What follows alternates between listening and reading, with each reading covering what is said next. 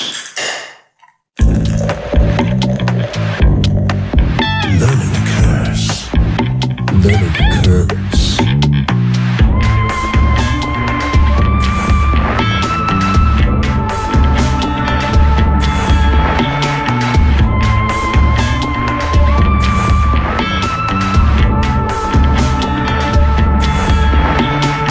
Welcome to the classroom, motherfuckers.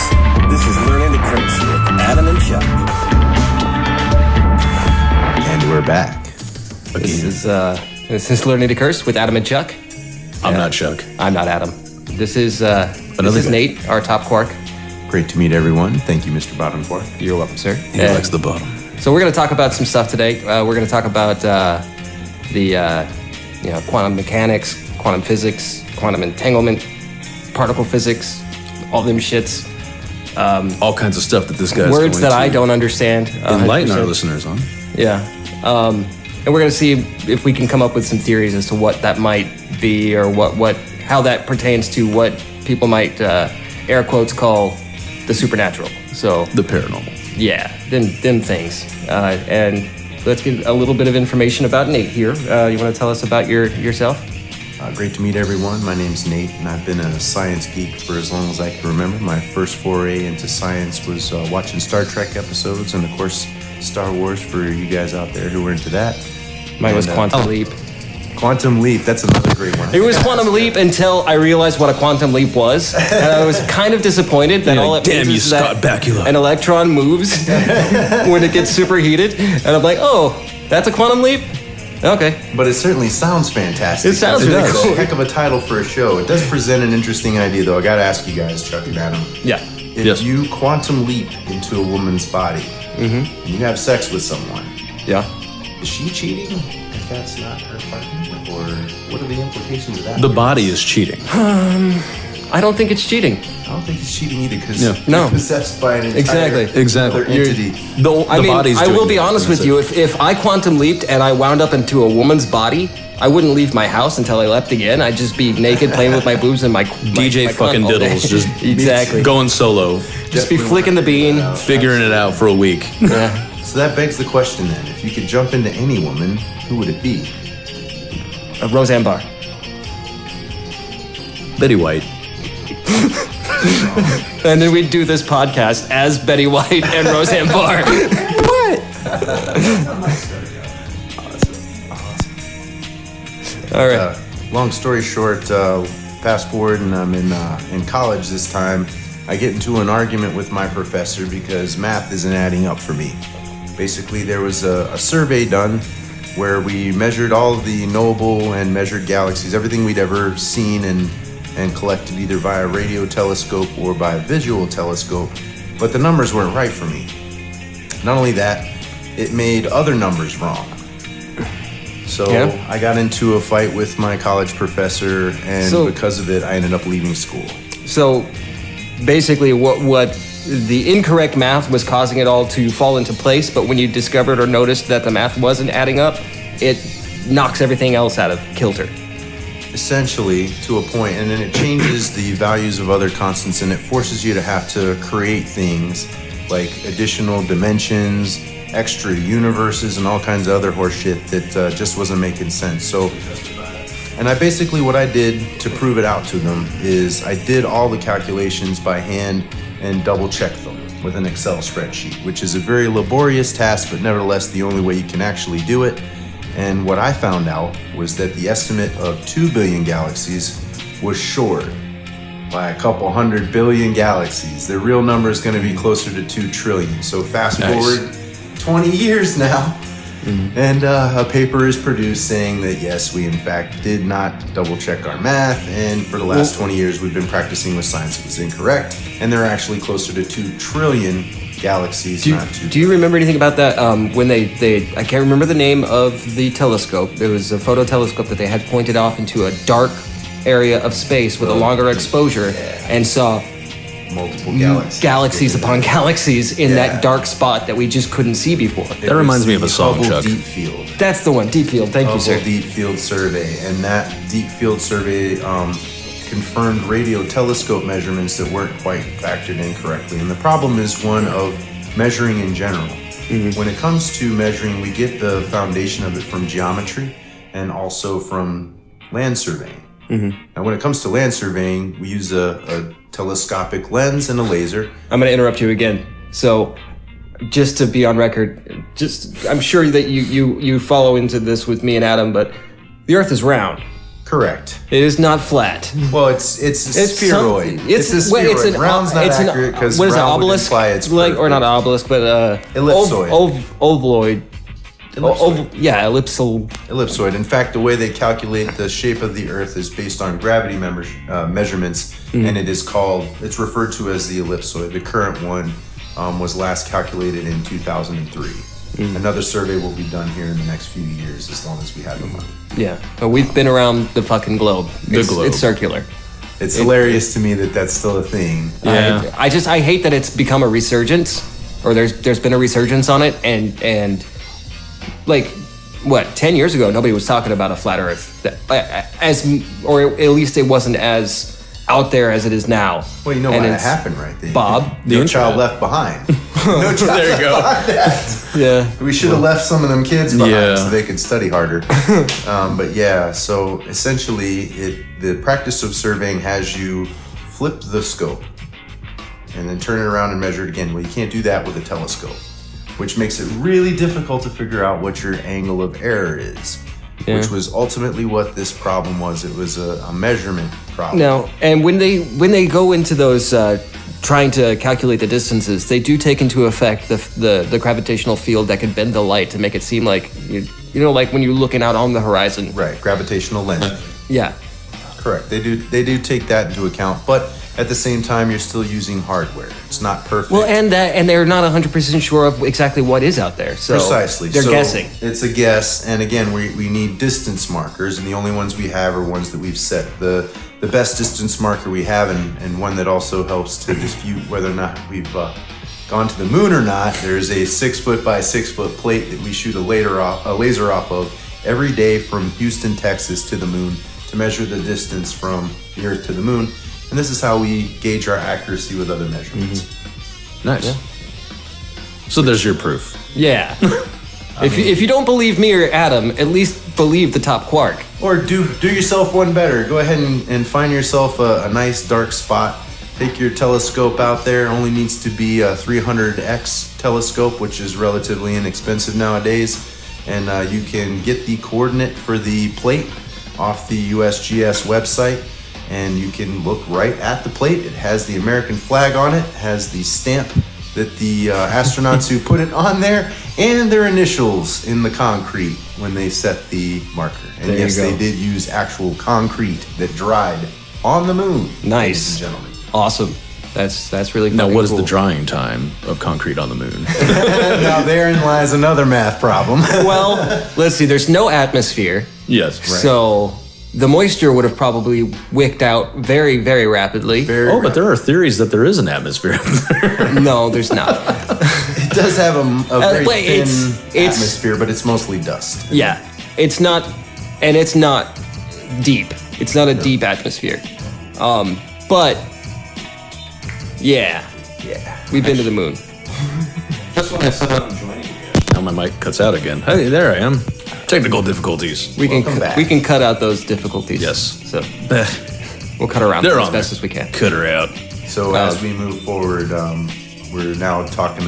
We want to move on to the Large Hadron Collider. Yes. Mm-hmm. And we were discussing earlier the effect of the Higgs boson on everything in the universe, and what we now have learned based on the measurements and observations done at the Large Hadron Collider, which turns out for both groups that invested in it to be a real big loss of money.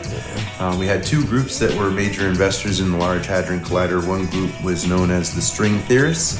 They get all their money from folks like Jeff Bezos and Elon Musk and the like. And then you had your quantum loop gravity theorists that have a different opinion of how the universe is constructed. Each of them had an idea of what the Higgs was supposed to weigh. And it's about as much as your mother. It's based on the weight of the electron. Yeah. So the weight of the electron is considered to be 1 GeV.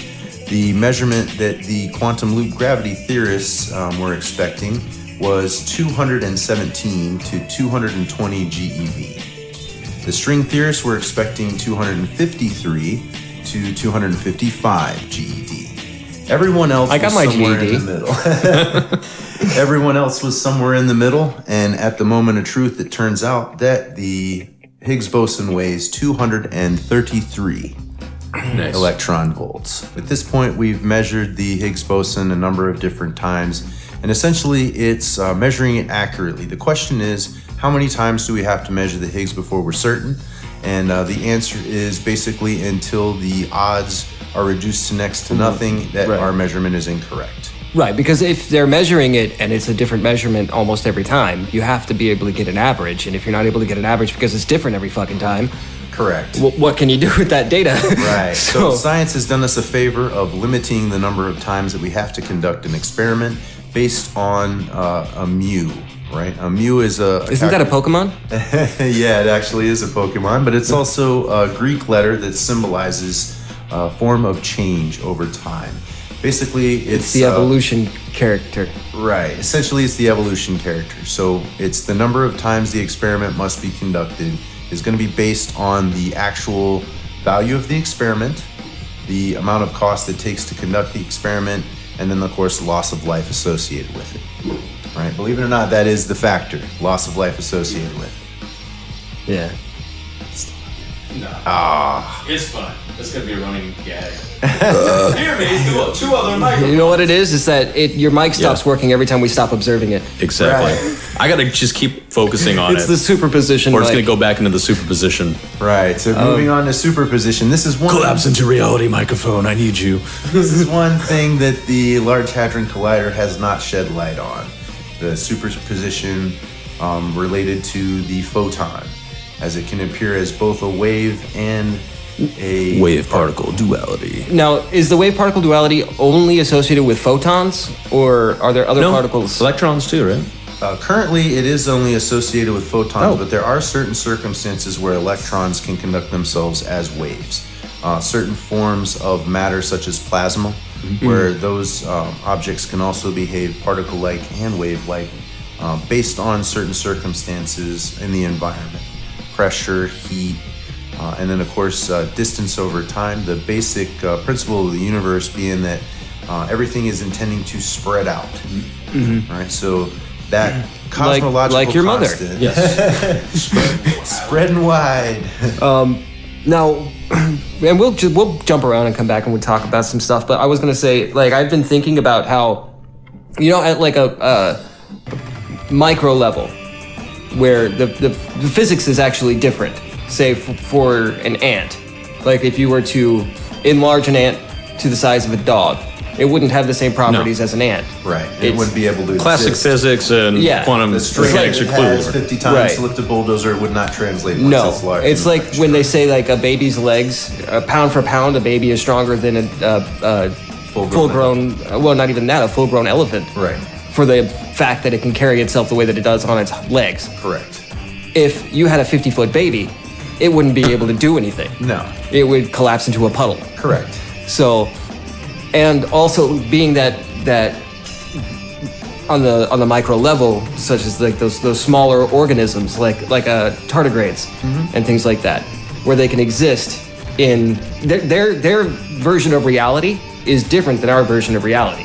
Right, because they're unaffected by the energies They basically and strengths of the very large. I was watching something the, about the nuclear weak force won't bother a tardigrade. right. Like, well, I was watching something about Neil Tyson had said something to the effect of basically insects. If they were sentient and intelligent, they would be at the. They haven't discovered gravity yet. Correct. They're not affected by it. Yeah. So it's not even in their field of reality. Right. I'm wondering. So we're the size and shape that we are, and we observe things the way that we do. Do you think that there is a being or beings That is that at much a bigger. different Plane of existence. plane of existence that we just don't observe? Well, yeah. Because- It certainly stands to reason to a certain extent. One of the new theories presented, and this is one that I'm kind of liking at the moment, I'm not sure if you guys know this gentleman, my favorite physicist, Rao Megeju. His name's spelled Zhao, but it's pronounced Rao. Zhao. He believes that the universe may have been... Zhao. Yeah. But he believes that this universe that we exist in may have been created by a star from a 4D universe falling into a 3D black hole. So instead of a Big Bang, we are the construct of what happens when a star collapses from a higher dimension into a lower dimension, and thusly why our black holes are 2D in nature. Okay. Which is an interesting concept. Didn't you have a story about Zhao? I do, as a matter of fact. Not many folks know this, but he was actually blackballed from physics for a number of years because he was at a Nobel laureate's party, and he got really intoxicated, really drunk, and it dawned on him while he was particularly wasted that it's quite possible that the speed of light may be variable based on the size of your current universe, which really pissed off the rest of physics because that's insulting to Einstein, essentially, who came up with the speed of light as a constant. And essentially it cost him his career for a number of years. But fast forward to the Large Hadron Collider, and the Higgs boson weighing 233 GeV saved this man's career. He is now in charge of cosmology over at Oxford in London. Nice. Well, but I mean, well, if you think about it too, I mean, yes, Einstein was brilliant, but based off of the information that he had, he was ahead, and he had really great ideas. But if you think about light being a constant, Zhao doesn't really dispute that. It's just that there are other factors. Well, what he's saying is it's not going to be continuous at all times. In other words, if your universe is only 200 light years across, then it would stand to reason that the speed of light would be much, much faster, which solves a particular issue with physics called the horizon problem. The current standard model believes that in the moments after the Big Bang, in a couple 100,000 years or so after the Big Bang, I mean, suddenly... cosmologically, that's moments. Cosmologically, this is moments. But essentially, suddenly, and without an explanation, the universe expanded rapidly into the current and it still has the stretch marks from it. And it still has the stretch marks, but the odd thing is that all the temperature measurements are the same consistently throughout the universe. And if we know anything about an explosion, the further away you get from the source of the explosion, the cooler things get. And this is not happening. Yeah, and it's just not happening. You don't see that in the universe. So how do we explain this? Now, I got a question about that. So if you were to measure an explosion, right? I mean, a small scale, just measure that explosion.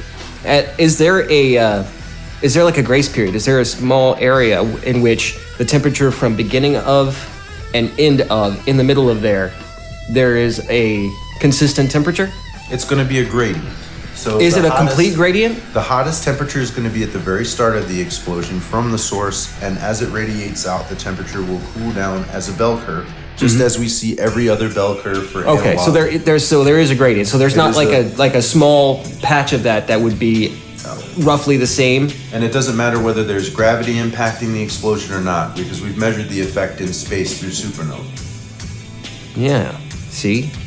And each of us still have our thumbs in our hand on this one, so yeah. And that begs the question. So there's still more physics to do. As long as there's not a BB in your urethra.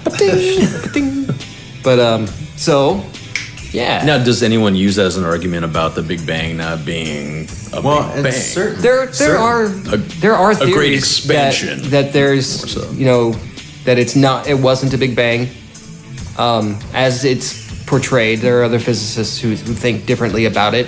But so far, that's our best model. It's our best theory. Model, I think. But the whole thing fell apart the moment that neither of the two opposing sides on the standard model worked. In other words, because the thing didn't weigh 217 to 220 or 253 to 255, all bets are off, and only what exists in the middle that predicted the Higgs boson to weigh that potential value, only those theories can be right. So everything we learned up to this point, just throw it away. It's of absolutely no value to you and has to be redone. All of that science is complete garbage. So, and then when you talk about string theory, is that sort of like the quantum entanglement? So quantum entanglement is an effect that's observed. Spooky action at a distance. It's the nature of how. So that's still on the table. That's well, not. Quantum entanglement is certainly something that happens. Now, as far as how to explain it, the quantum loop gravity theorists that constructed the model for the original formation of it, basically that model has to be thrown away because it predicted the Higgs boson to weigh much heavier than it turned out to weigh. Okay. And then the string theorists answer that it's a reverberation. And that vibration is what causes existence. That has to go away too. Yeah. As it stands right now, jury's out. All bets are still on the table that don't involve either of those two thought processes. Okay. I mean, I kind of want to talk about like one thing I was thinking of when it comes to like ghosts and stuff. Right. Real quick with the Higgs boson. I mean, can you explain the Higgs field real quick? So that might lend itself to some of the stuff. Because let me see if I got this right, because I kind of think I understand a little bit about the Higgs field, but you're smarter than I am about this stuff. So enlighten us. So basically, if say that to put it in an analogy, if the Higgs field were a group of negatively charged magnets, right? Another negatively charged magnet can go through it, and let's call that other negatively charged magnet light. And it can go right through. And you get a positive charged magnet, and it goes through the Higgs field, and the Higgs field grabs it and adds mass to it. To a point. What it is essentially it's the element of mass, and we still are we're not entirely clear on how time factors in on this. But time over mass is the issue when it comes to ghosts and different paranormal objects that have to do with seeing something that isn't there or something that has an energy source. But basically the Higgs field is an existing structure that is the function of, for example, we can use magnetism. The Higgs field would be the same thing as if you take two magnets that are trying to attract to each other and hold them apart. Mm-hmm. That sensation, that area between them, that is the field, the magnetic field. For the Higgs field, this is very similar concept. The difference is that there's no real negative polarity to speak of. Yeah. Right? The only thing that is of negative polarity in this instance would be antimatter. Right? Okay. So antimatter would not be affected by the Higgs. Everything else gets pulled in and has a mass value associated with it because it interacts with the Higgs field. Okay. If that makes sense. So it's essentially similar to a magnetic field, but it's across all objects because there's no distance that separates the Higgs boson from another Higgs boson. So, and that's, okay. So they're all connected, interconnected? It's all interconnected. Okay. It's just basically the leftover trash from colliding everything together. Mm-hmm. When we talk about dark matter and dark energy, essentially we've identified dark matter to be the Higgs field and the Higgs boson. Nice. It's essentially just leftover crap from smashing atoms together. You're going to end up with gluons and quarks and photons and Higgs bosons all over the place. And the field with which they live, that cloud under which everything is the framework of, are those Higgs boson. And as the further you spread them apart, they're still connected, never separated by less than one Higgs boson distance apart from each other. So does that mean more add themselves in between? Like if you were to take one and try to separate it from itself? So if you smash, let's say you have a supernova, and during this supernova... I do have a supernova. I keep it in my backyard. Absolutely.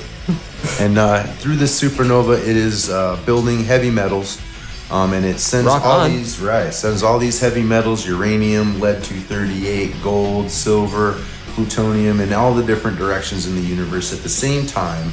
As all of those things are spreading out, the leftover trash at the end of that exchange is also going to be spread out and dispersed.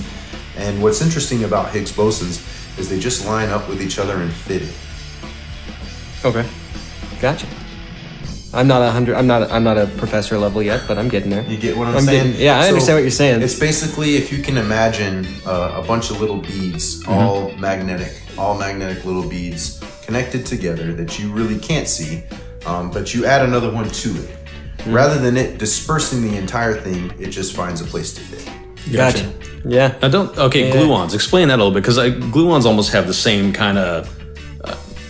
So essentially, gluons are Those little eyes that you get that have like the little googly eyes. The little gluons. Those are gluons. You give anything a little face. Yeah. You glue it on and you're done. And then your little thing has peepers. Yeah. So a gluon essentially is that linkage that ties the proton to the electron, that ties the neutron to other neutrons, for example. Within the quark itself, if you break up any different individual particle, you'll have quarks and gluons that form together to make that individual component.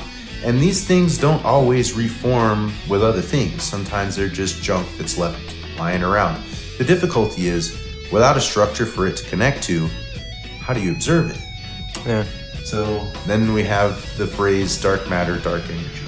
So things that are dark matter. So basically what science is doing with dark energy and dark matter is what me and Adam are kind of doing with ghosts and things like that, where it's like, okay, something is happening and we've had experiences and we know that something exists, but people call it a ghost. I'm not going to call it a ghost. So they're calling it their ghost. It's the early form basically of taxonomy, right? When we first started out naming things, we didn't have families and groups and all that. When we talk about Homo sapiens, we had we had kinds. Right. That's basically, we started with kinds. Right. We started with kinds, right? Yeah. And then it just breaks down from there. The more information we get, the more we have to revisit and then recategorize and reclassify.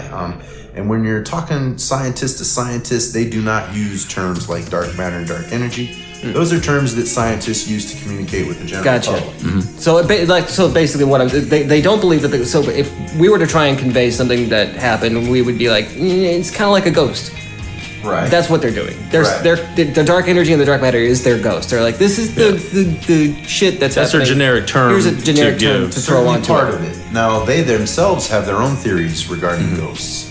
But certainly. Well, one thing I was thinking, because as far as like when it comes to like ghostly apparitions and things like that, I think, the particle wave duality, where our consciousness is observing ourselves, our makeup, currently, and once we die, our consciousness is no longer observing it, and so those energies can just go. Can they then exist in a wave? They can exist however they exist. Right. Now, because you can't really observe my self. You can see my structure, but I'm observing. Just like scientists have a problem seeing the gluons and the Higgs boson, we too have a problem measuring things like the soul. We do know, in fact, that it exists because someone actually measured the weight of a soul to be 21 grams, and this experiment is no longer. And that's scientific. But that's if not. you think of it this way, though, because those atoms that are making us up, or the protons, the photons, the electrons, those things that we're no longer observing because our consciousness is gone. Is it possible for those to equal 21 grams when we're not observing them and they just disperse?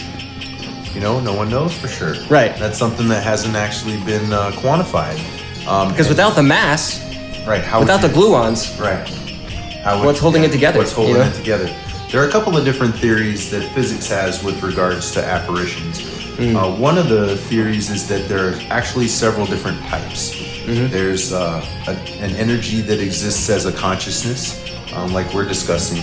And then there's the replay of an event that was so traumatic that it caused a rip in this fabric of space and time, and that the event will replay certain parts of itself for an observer when an event that triggers that observer's observation occurs. So it all has to do with observation. It all has to do with the observation. It's a tree falling in the woods. If nobody's there to hear it, does it make a sound? Of course, it makes a sound. But if you don't hear it, then how would you know? Correct. So but that's the thing. It's a little bit different. If you're not observing it, nobody's observing it. Does it just not happen? Well, this is it. it. Happen and not happen. When the event was triggered by a consciousness, then it requires a consciousness to cause the event to occur. And the event, where we're talking about a replay happening, for example, the Battle of Gettysburg has been talked about as being one of the most haunted battlefields of any place on Earth. And it's been known that you can walk out onto the battlefield, and if you take certain steps that other people have taken, you can trigger a ghostly experience for yourself. Now, is that residual energies from that experience, and they're not necessarily conscious or knowing, correct? What it is it's just essentially the event was so traumatic that it left an imprint on the universe that is playable by triggering the event, so that the observer who was there originally that saw the event occur, their energy would allow it to transmute backwards to. So in a sense, these energies could be existing in a waveform until somebody observes it. Bam! And it becomes particles. And it becomes an event to them. Yeah. Right. Yeah. They have an actual experience, which would be different for each observer. So it's not necessarily, like I was saying, like episode 1. I don't think that there's anything supernatural.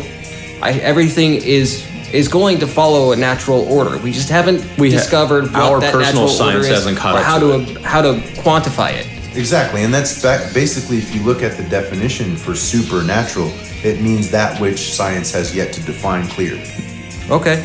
So then technically there is supernatural. If you look Absolutely. at it with that. Now you have to be careful, because when you're talking to the wrong folks, then right. Well, it's like when you talk to the wrong folks and you're like, well, it's the theory. Well, yeah, it's just a theory. No, theory is like the highest level in a scientific. Is the step before it becomes a postulate, which means that this is a fact and this is something that we live by. Religion always likes to hurl that at people. Oh, I know. With it's science. just a theory. It's a theory.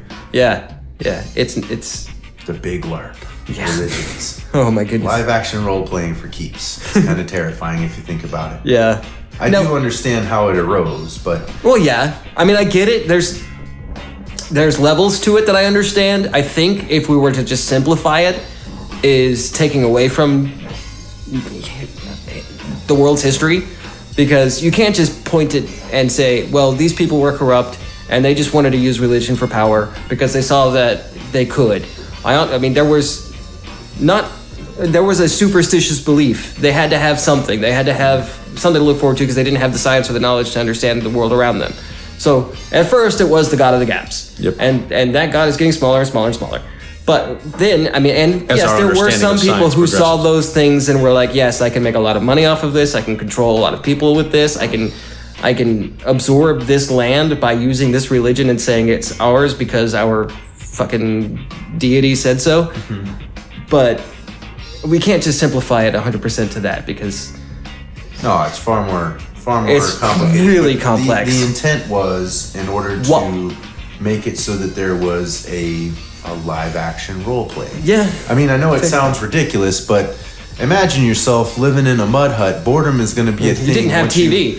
Once you have food security, you need to start coming up with different ways to keep yourself occupied. Exactly. And you can only fuck so much. You can only bone so much, and that becomes a problem in and of itself. Yep. Mm-hmm. If you go a little Then there's a shit ton run out of of you. sisters. Then there's a shit ton of you, a population of you trying to figure out what the fuck to do next. Yeah. Exactly. So, I mean, I sort of understand how it arose. And I mean, if you think about it, you look at DNA, that is certainly a code of some sort. It would stand to reason that if you have a code, that there would be a coder.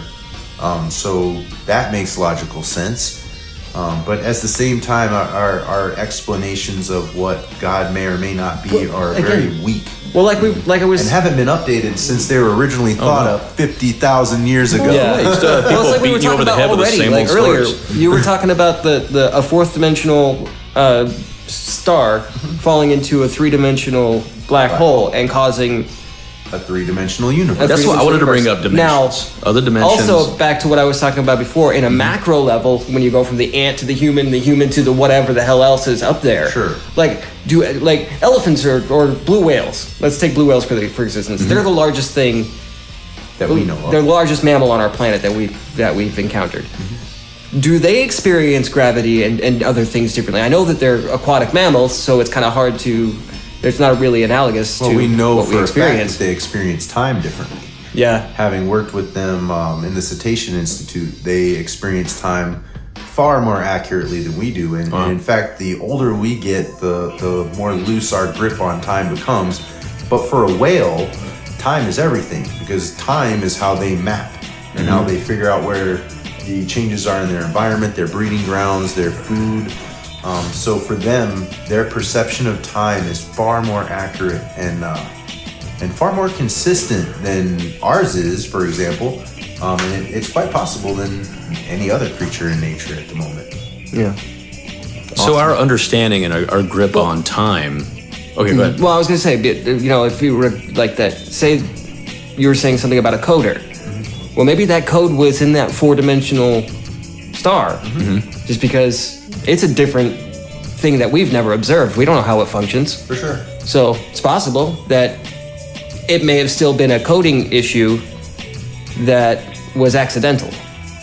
Like if you were to, like, the way that we observe things on our plane, on our existence, that doesn't make sense. But maybe on a 4th-dimensional level, it does make sense. And then everything happening But here for them, is a result of evolution based on what happened. Yeah. So, like, say for that other 4th-dimensional universe, it wouldn't make sense for them either of, coding just falling into place. Right. But the way that the two things happened on themselves, that in itself could have been what created the coding. That's quite possible. But no one has also considered the fact that what if God is actually us? Yeah. I've actually had that like thought a collective, from the future. like a collective consciousness kind of thing. But if we're like an individuation I'm talking of it. about even more specifically us in the future, and we created our own selves in a strange kind of Jawbreaker universe. A weird way. kind of loop. Like Elon Musk is like found a way to like cryogenically freeze himself and or like that mask that you have on the table there of the alien face. Like everyone thinks of aliens as being something non-human, but what if this is human? What if that is us in the future? Yeah. Right. And it's plausible. It makes me think of this one time me and Chaz were hanging out and we were talking about like just like UFOs and shit. And we both were like we talked about how it would be funny if the UFOs that we see are just like the rebellious teenagers from the future coming over and just like tipping cows and just fucking with us.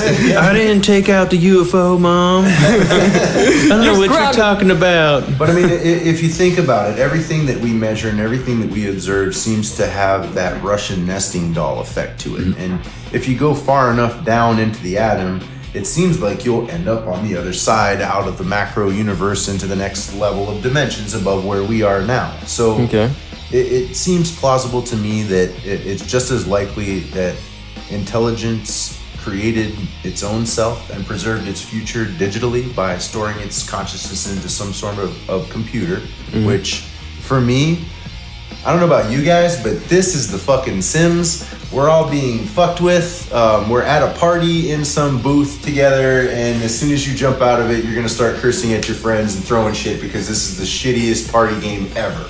Am I wrong? And it only spent you're only in there for 20 minutes. But it feels like for an entire lifetime. And you went through a bunch of weird shit, saw humans do stuff you never would believe, and you yourself did things you never thought were possible for yourself. You might have gone in there and were Hitler for a bit. Or whatever, That makes me think about when I said we don't normally talk about Hitler or shit like that, but no firing up of the ovens. because we're talking about theories and things like that and more scientific stuff.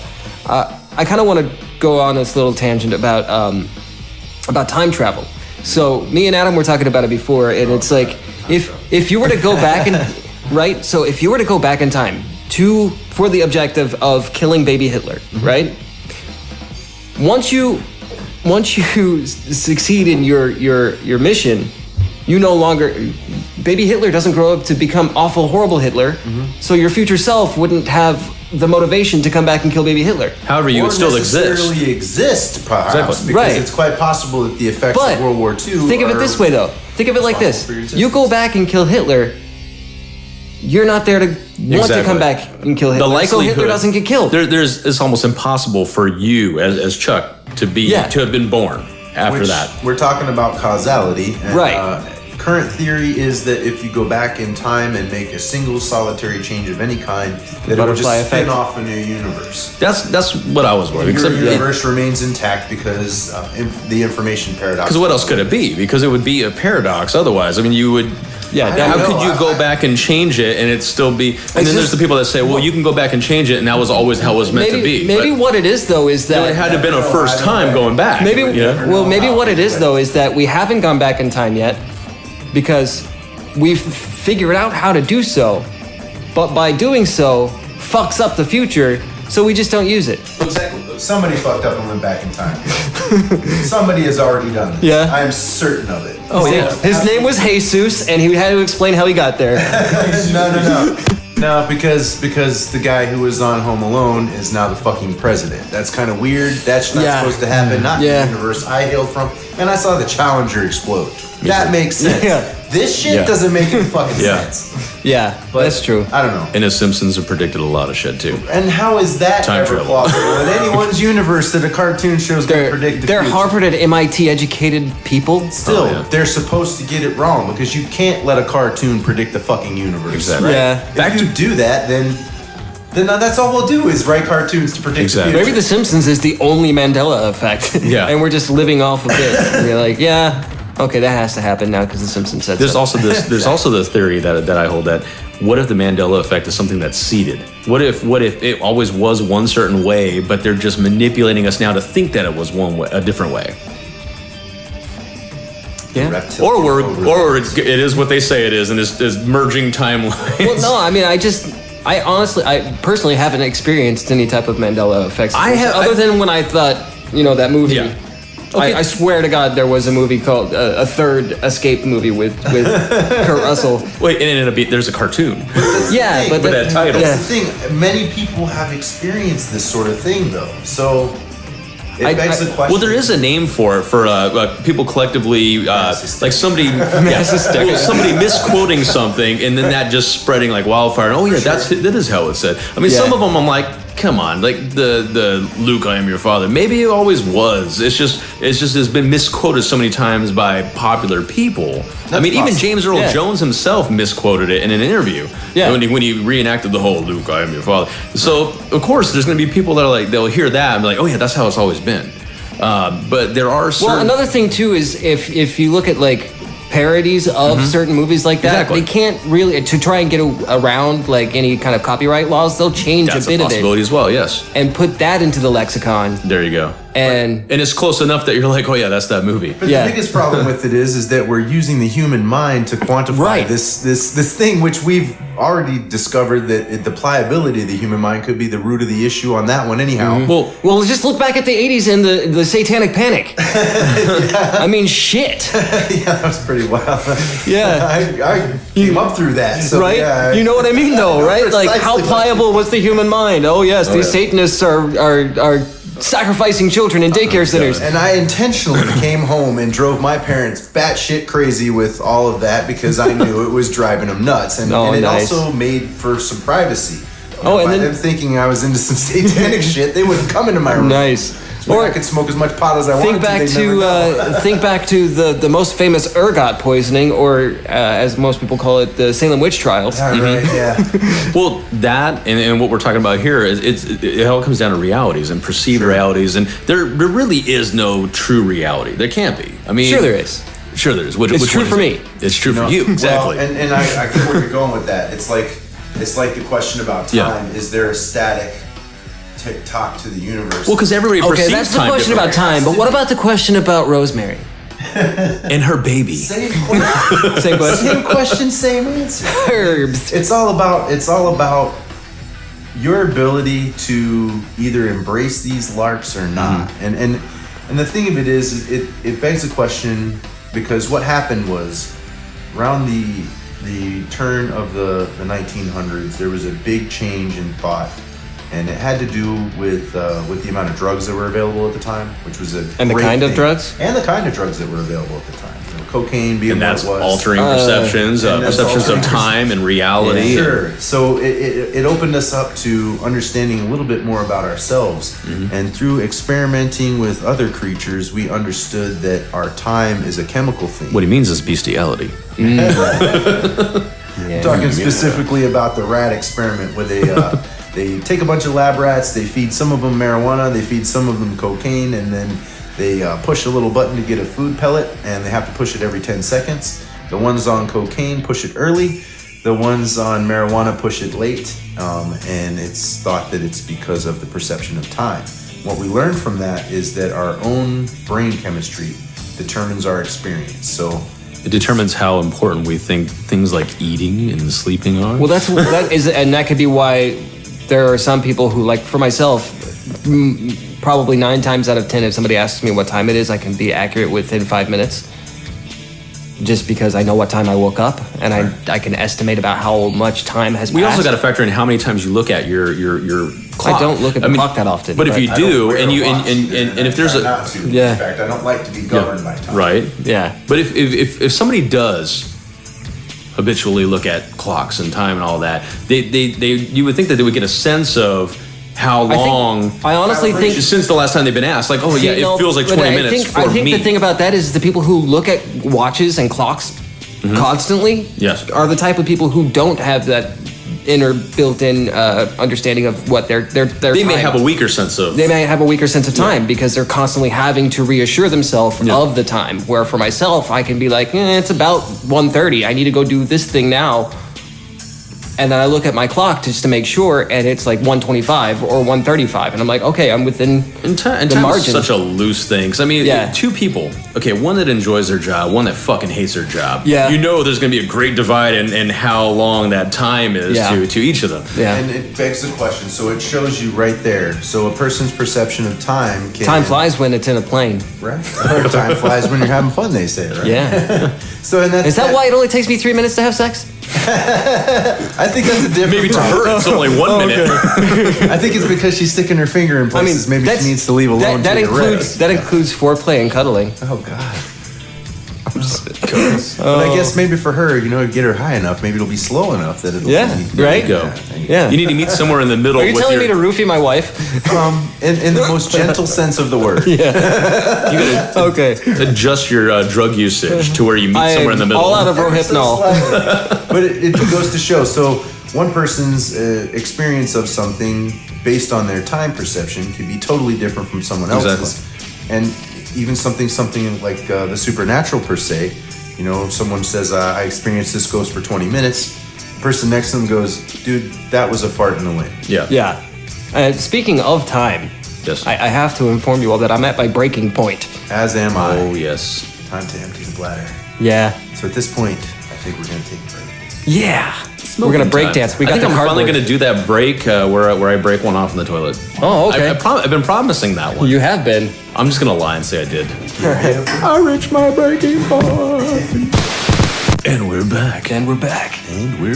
Yes. We've been talking about all kinds of great stuff while we were on our break, which lasted a blip of time to you. Yeah. All you hear is yes. We've been hearing a lot of that on and off because of my microphone. Yeah. I'm going to try What we're going to do is, instead of the normal, we're just going to take the sound of one of the little from his microphone and add that in the middle of our episode. Because that's just fun. Yeah, because we can do that. We know how to edit. Okay. One of the things that we were discussing on the break was how... Boobs. Fractal boobs. Yes, absolutely. But also how the effect of measuring something made, one, everyone lose their money, and two, everyone change their minds. It changed science forever. It used to be a We're talking good old about when I boys measured club. my penis. Or... and I came up short. or otherwise known as the Higgs boson. Yes, that's Chuck's what we call penis it. is as small as the Higgs boson because it's damn near invisible. No, I'm I just can't. kidding. I can't see it. But that's because I got a little pudgy gut. I see it regularly though, but Oh, that's yeah. another story. It's a fun story. We got to be careful. This is how the bearded pepper was born. Okay. On not being able to see it past the stomach. What it is that the BB inside the bearded pepper is actually an enlarged Higgs boson, and he's just jacking off and then shooting the Higgs. And that's how the hadron collider actually works. Is there's a bearded pepper in there jacking off on one end and then another on the other, and then they shoot their sperm at each other. And that explains how the badger died, It does. which was a really stinky mess. Oh, now I have. Did you know this carry guy on my something. T-shirt? I'm wearing a Wolverine T-shirt. He was almost the Badger. Yeah, and you know he was I don't what, think I like could've gotten down 5'2", Yeah, he was 5'3". Yes. 5'3". Yeah. And I'm sure in some of the universes he actually is the honey badger. And nobody likes him. No. And But Honey Fox Badger- says like the Honey Badger X-Men don't- series don't was a give a complete shit. bust because they didn't even have a Wolverine. They didn't make Deadpool in those universes, so they imploded. Yeah. Yes. That's what it is. No fourth wall breaking there. Fourth dimensional wall breaking. Yes. Where did I put my beverage? I don't know. That's my beverage. Today, I'll say we, but that's if I have multiple personality disorder. I'm drinking a Michelob Ultra that was left over from the last party, which saw the death of all the beer we were going to drink in this. It did, but I got to have it then, so. what was that, 2 days ago? We were drinking. I didn't even knock. Like, everybody was at the door or at the table. I didn't even knock. I just walk into your house with Brian. The other Brian, not the two Brians that were here. That's become a thing. Yeah. I just do the that. other Brian. And then I immediately went over and took a shot of Fireball whiskey. Yes. And then I drank It's all there. I mean, we could do shots later. We could do shots. Another episode. Yeah. It could be an experiment in itself to see where the conversation goes after that. Oh, I have an allergic to. I'm an allergic. What is the allergen? Tell us the allergen. I have celiac. I can't have wheat. No beer for me. No wheat. And suddenly he became Woody Allen. Oh, you see, what the thing is here, I can't have wheat because I'm Jewish. And he's also a child molester. Oh, yeah. I'm a child who. No, we talked about that before. I am a child who molested my uncle. Right, so it's the other way around. You're an uncle fucker. I'm a child molester. You gotta. It's the emphasis. A child lowercase molester in capital. Yes. Molester. Yes. Screaming it. Not a molester Ever so of children, gently. but a child that molests adults. He's an uncle fucker. In Spanish, that's tapatio. Tapatio. Not while I'm drinking. Oh, I had little Brian choking on his Sprite on that episode. Well, back to what we were talking about. There's a little bit of more science that he would like to expand on. What was that? That was the tortoises. Tortoise. It was the tortai. I'm like, that was not paranormal. We here at Learning the Curse like to debunk that. Yeah. I kind don't of know. stuff. I would say it was kind of odd. It was Definitely not normal. right? Wouldn't say it was paranormal. It's a tortoise queef. Oh, that's what they used to call me in high school. Tortoise queef? Yeah. Awesome. You were very well liked. I wasn't. Popularity contest winner. Oh no, actually, when I was a sophomore in high school, I missed so much school I had to go to court for truancy. So I didn't. And in the same year, I was also in 2 plays and on the marching band. But I missed enough class because I would do the things that I liked and then leave. See, that's the way to go about it, right Yeah. there. You just kind of do what the fuck you want. Yeah, I did basically. The times I was supposed to be in class, I was in the band room playing the guitar. So to wrap things up with the science before we get to the fun part. Well, real quick, Chuck was actually showing how at the quantum level, you could be in 2 places at one time. I would. Not so much on your level. no. Sorry, go ahead. What happened? Are you making fun of me because on our break I got a little stoned? Well, Can you tell? There's a question between a little They can and a smell lot. I mean, can you smell it on me, guys? Is it smell-o-vision? No, I'm not a lot. No. I know my limits. Remember? Yeah. You know, you've been with me when I had too much. Remember that one time when we worked at the other job Yeah. and it was after work and Well, you just kept taking. I kept giving it. I to know. you. And I know you said no already, but I have this habit But of just I- giving it. He's a bottom. this- He likes to just keep take taking it. do you remember that time? Bottom cork. Yeah, well, I gotta. Well, But the things that I do for my top quark Right? gives me the permissions. Absolutely. he's an active bottom. That one time forward. when we're smoking, right? And I there was like 2 hits before I knew I had too many. Right. And then we Two hits, too chilled many. for a bit, and like 45 minutes later or whatever, you went home. Right. I didn't go home immediately. Yeah. Do you know? I think I told you what I did the next day, but I actually had to drive around in the neighborhood before I could remember how to get home. Oh shit. It's good shit. Like wasn't it? it was really good shit. But I mean, I knew how to get home.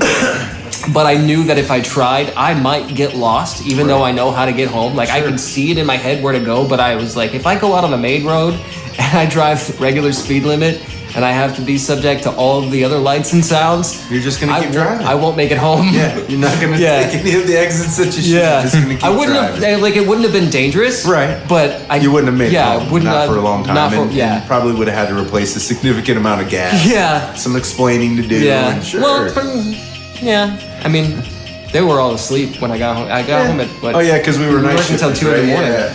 So, but yeah, that was fun. And that's where sometimes the body rules mind, and mind does not rule the body. That's true. Biology can totally fuck our consciousness. Absolutely. Biology. I thought you said algae. What does yes. algae have to do with this? Buy some algae. Buy algae. That's like a fucking That's our superhero. commercial. See, That's like Aquaman's grandpa. He's like, buy algae. You get over here. oh me, Listen oh to your my, mother. me, oh my, algae. Aquaman. Aquaman. Man. I know, right? Dude, I was like singing that. I was singing that to you actually a few days ago. Not Aquaman. No, not It was, Aquaman. I don't remember what it was. Something with Macho Man. I don't know. It's quite special singing to each other. Yeah, It is. He sings to me. Very special. You sing all the time. I'm the little spoon, and he whispers in my ear. I'm Big Daddy Spoon. Beard on beard around here isn't that weird. I'm a beast on the streets and a submissive in the streets. Yeah. In the sheets. in the streets. Yeah, you know what I meant. I'm a beast What on he's the saying streets and is submissive in the He works a corner. Yeah. But only on Wednesdays. only on days that end in Y. Only on days that end in your mom. Again, a drum roll when there's drums in the corner and right next to you guys. But they're not. That's what Is it even plugged in? No. Digital drum set. it's going acoustic. It's acoustic plastic. It all makes the same sound. Interesting. So I have to simulate the cymbal by. No, that one goes. That one That goes. was I'm so talented I could do that without an electric hit. Choke. Yep. we're having way too much We're gonna splice those sounds and make the beat for this episode. as a background track. Oh. Yeah. So, what are your theories, gentlemen, with regards to, we've discussed ghosts, but what about things like demon possession? It's kind of an odd one. It seems to fall outside of everything. Well, now, I have some thoughts about, like, and we'll get to In some that cases, it's in a second. it's psychosis. Whoa, man. See, that was a demon possessing my mic. It's out So, already.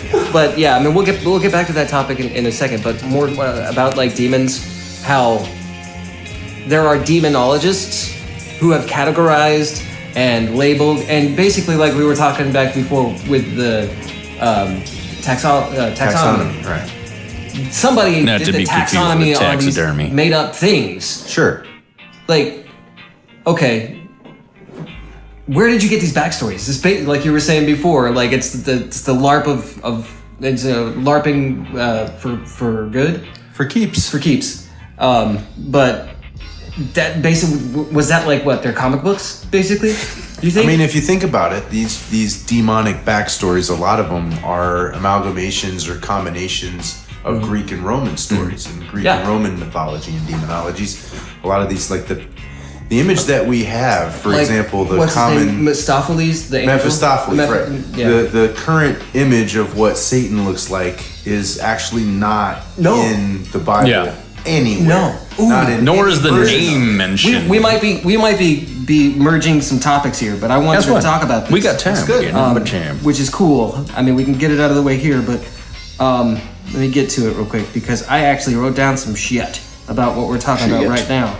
And I can tell you, growing up Messianic, and circling back to that, so the formation of Christianity as we now know it's kind of a Thievery. It's a bastardization. Oh, yeah. is what it is, because the Messianic Church was the original Christians. How many flood stories were there?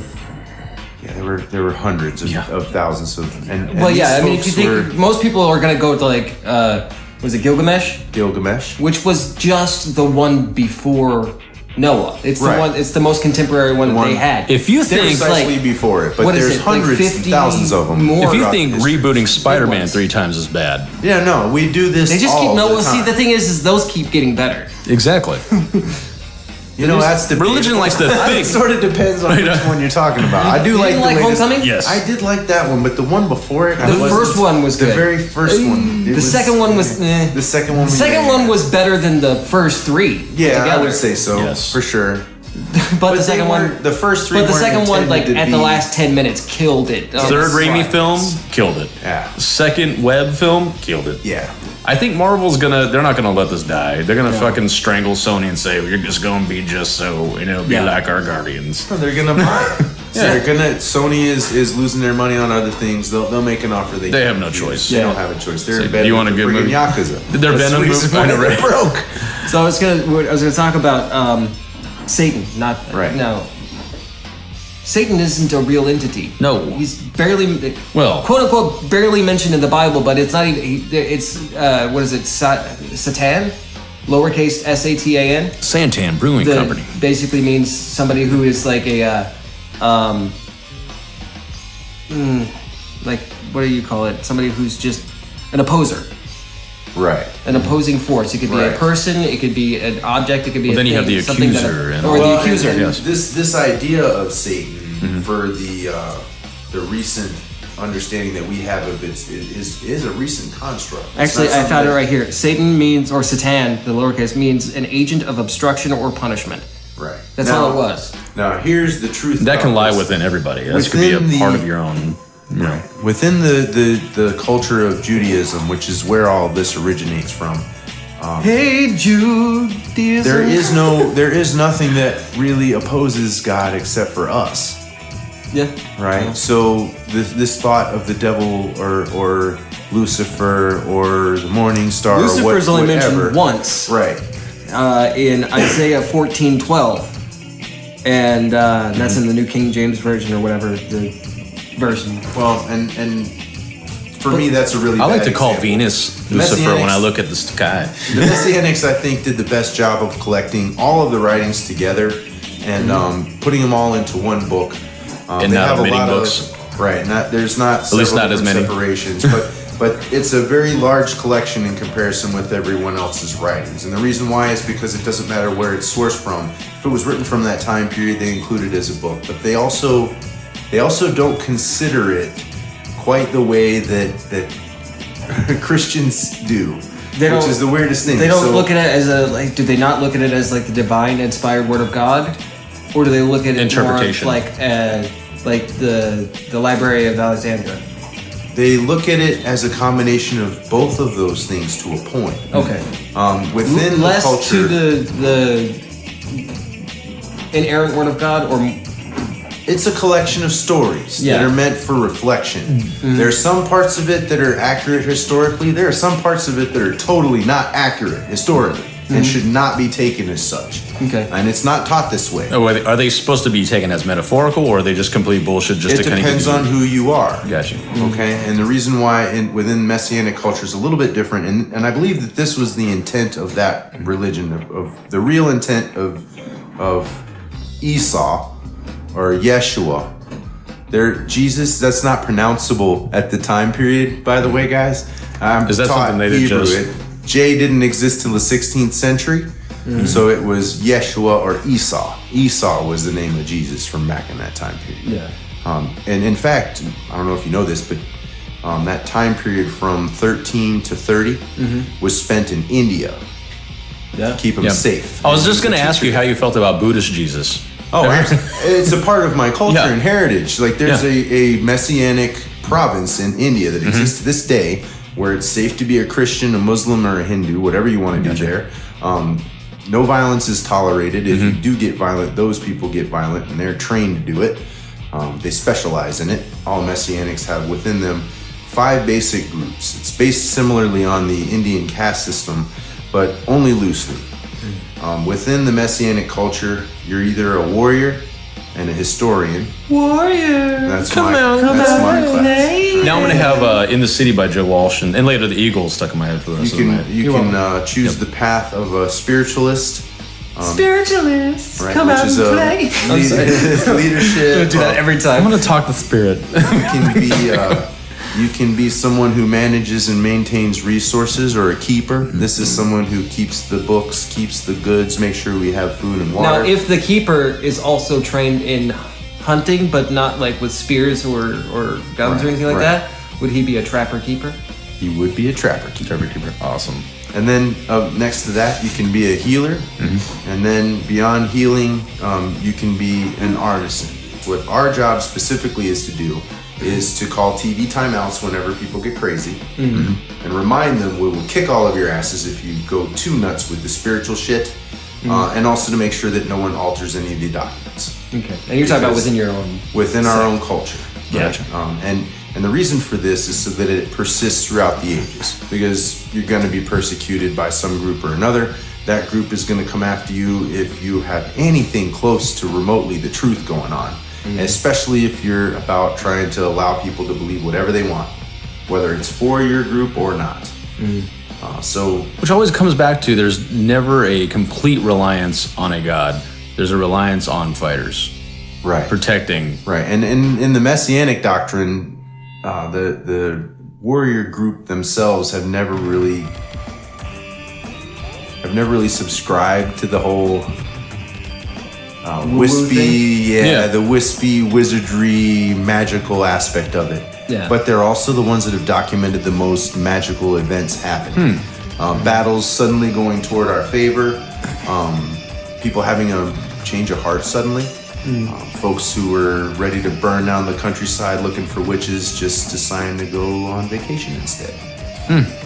So we've seen some things that just kind of make you wonder what the hell is really going on here. Right. Which is like why... what we were talking about in the first couple of episodes about how we've seen some shit and we're not sure what it is or we can't put a label but on it. We can't dismiss it. Right. So basically they've got these documents that they're not going to put 100% faith that something supernatural or something magical did happen, but they're also not going to dismiss it. Sure. They're going to keep it as a document of what happened. Right. This is an event. This is what we recorded. And you got to take it for the face value of what happened at the time. And one of the things that they discuss a lot in Messianic culture, which they do not discuss at all in any other culture that I'm aware of, is evolving the language for the time. So when these stories were originally told, when you told a story back in the day, it was an animated thing. You sat around the fire, there was a stick drawing that went with it so you could describe each of the things visually for people. Where are our damn stick drawings for all this crap? There was basically all these stories that were told. They've been modified over time by the last person who told the story to make it more interesting for the group they're telling you to. Well, and our current Bible version was compiled by the Nicaea, you know what I'm talking about? Yes. What am I talking about? What's it? Your brain fart gave me a brain fart. Commission? Yes, or whatever. A small group of scholarly Nicaea, monks. But it was through Constantine. Right. Yeah. Who wanted basically a way of combining certain cultures in the area that he was trying to conquer. But it's always going to come back down to it's political to a degree. You're political. You're political. Your face is political. It's survival. Your friend's mom's political. It's survival. Yeah. Because the LARPs have been taken so seriously, they will kill Yeah. in droves for it. So because they're taking it that seriously, you have to do the logical thing and construct a new LARP that everyone will play along with. Yeah. So it's got to have rules that are kind of free amongst them all. It's got to have constraints, and it's got to have celebrations, and it's got to have reflections, and it's got to have hymns, and It's got to have celebrations that And take hers. place. it's got to have all that extra over crap. old celebrations, right? All that, stealing all that stuff celebrations. we love when it comes to lives, you know. And the only thing that I can say that I hope for all the other religions, I mean, I can be atheist, agnostic, whatever. I can be iffy on the question of God because I am Lochem Hashem, which is warrior of God, right? What that means is that it's okay for me to question because under our guidelines, that's what we're here for. We're exploring the fringes. It's expected that I'm not to take a Messianic wife. I'm to find a wife from another culture, right? The current one I'm interested in, she hails from a more Wicca background, which I find intriguing. They're a very peaceful culture. They've come to our aid throughout the centuries to make sure we weren't annihilated, as we have done for them every time things go crazy and they want to kill off all the Wiccas. It's like, what the fuck for? You get your pot from that guy, man. Shut up. Yeah. You know? But at the end of the day, it's about trying to not be bored. And we've come to a point where now we can actually measure shit, and it's more interesting to find out what's real. We found out that my dick is bigger than a Higgs boson. Exactly. Yay! We measured it for real. We measured it correctly this time. And that's the thing is that because we now I didn't have to slam it into another Higgs penis. we have enough people. But it's connected at the tips. And we've managed to also not burn the books this time around, right? Because every couple hundred years we like to lose our shit and burn all books. of our... Yeah, just throw away all of our old knowledge. Regardless of whether it was factual or not. Right. Whether it was valuable or not. Yeah. And we've lost... But there can't be any opposing views, otherwise people might not believe the things that I believe, and then I can't have this camaraderie with these people, and then we would have to be at opposed ends because we are different. Mm-hmm. Unless you can find a way to be similar while still being different. Yeah. And that is in life the challenge that we're experiencing. And that's what we've encountered today. What frightens me, though, is that the brain trust of the world, you know, it seemed to have not done its fucking job, right? Like, we look up to these scientists, they're fuck-ups. How in the hell But that's does anyone... science. Okay, but how in the hell does anyone have access to a nuclear launch code for real? Right. So if I'm the guy who made the nuclear bomb, I'm going to gather the other scientists in a room. Yeah. We told him it's I'm going to lock the door. Yes, but it's not this. I'm going to lock the door. I'm going to light up the doom and I'm going to be like, okay, do you gentlemen and ladies realize what we are being asked to do? Mm-hmm. We're being asked to construct a weapon that may annihilate not just our enemy, but us all. Mm-hmm. What do you guys want to do about this? Are we going to give it to them? Or are we going to give it to them once and then never let them have the truth again? Yeah. If I'm Leo Szilard and I came up with the nuclear chain reaction, I never say a fucking word about it. Right. I go to Einstein's house, I tell him it's possible, and when he says we need to write a letter to the president before the Germans figure it out, I take a step back, I grab a glass of wine, and I think, are those Nazis really going to figure this shit out, or are they going to keep pissing up a flagpole? And the truth is, they would have been pissing up a flagpole for another 100 years. They were nowhere fucking near close until asshole opened his mouth and unlocked the nuclear genie. And then all it took was for a Russian to steal it before everyone in the fucking world now has a nuclear weapon. Yeah. Even Kim Jong fucking Un. And we're out there policing the world, and we're the only ones that used it. As a soldier, I can tell you, I want to die looking at the man who's going to kill me, not from some stupid bomb launch from... No. Yeah. If you got the brass to come fight me for real. Right. All right? I would rather go back to fists and rocks than do what we're doing now. Club you over the head. It's straight up bullshit, you know? Because, and honestly, if you really feel passionately about it, then you take yourself as a leader of that country and go fight that country's leader. There are some very peaceful cultures who started out with, if there was going to be a war, the leaders of the tribe would go in and fight each other. Leading up. Well, shit, I'm not even going to say that. Nobody else fought. It was just two people. Or you could pick a champion. I'm not going to say George Washington was perfect, but he rode in the battle. He led from the front. We used to do that. But not historically has it always been that way. Yeah. Most kings will send however many people to die on their behalf. How's the game of chess played? Yes, exactly. You hold your king very, very far back, and you do the best you can to protect that bastard, too. I'm usually fapping on a bishop. So. Oh, man. I like the rook. I myself like to liberate a pawn across and get a second queen going. That'll fuck your head up. I was happy with myself the other day because I actually beat the computer on chess. Nice. The laptop so we get it work. It's like I had a minute and I played a quick game of chess and I won and I'm like, hey, I'm better than this computer at chess. I mean, the odds. Okay, play Sophia next. So far, so far it's 1-0. Right. So I don't know what the odds are gonna be like. They could have been a fluke, but I beat that fucking computer. Hell yeah. So I'm not playing again. So we did basically this episode has been a big lead up. On your blouse. It's been a big lead up and a big tease to next week's episode. A big tease to my where we theorize the fuck out of asshole. everything. And he's gonna do stuff with his juicy butthole. Yes. I don't We may or may not like it. We may poo-poo that shit. Yeah. And then the ghosts will move it. Yes. Pushing it.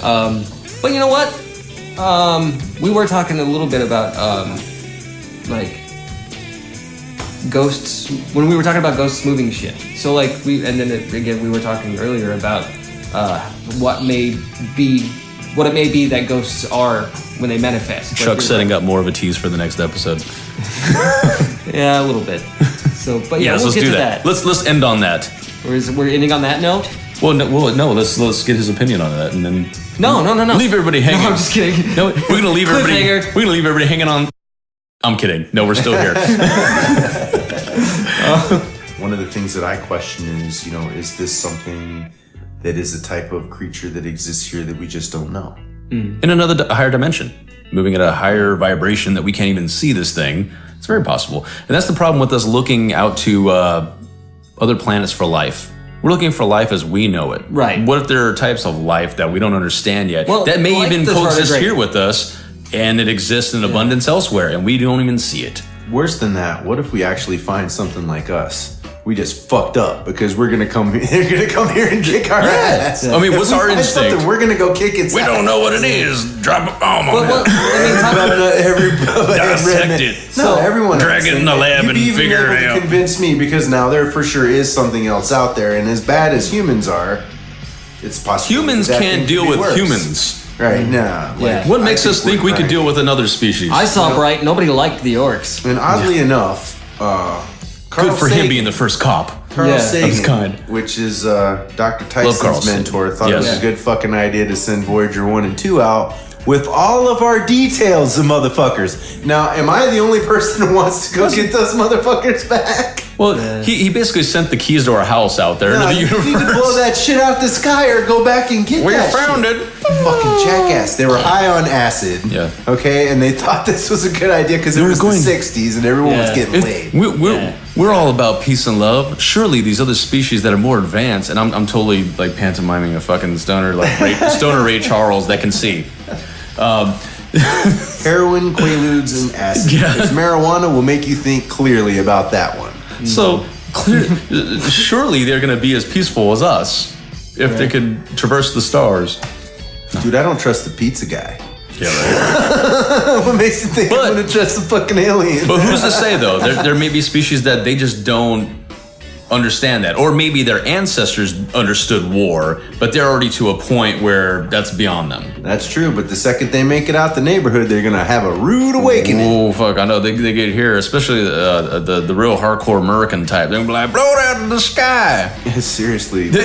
Yeah. And I mean, we're not- there's the stories of the people shooting down drones because they were afraid of the drone. It's Kill like, it, drag it into a lab Imagine and if it's dissect something it. else from Something biological that Yeah. actually starts talking to you. I Yeah. mean, Yeah. I can see, feces flying out of jeans real fast, as well as, bullets flying toward the. Yeah. I'm gonna want to be like, hey man, get the fuck out of here. Take No, me look, with I you. can- You realize what you just fucking did? These assholes are crazy.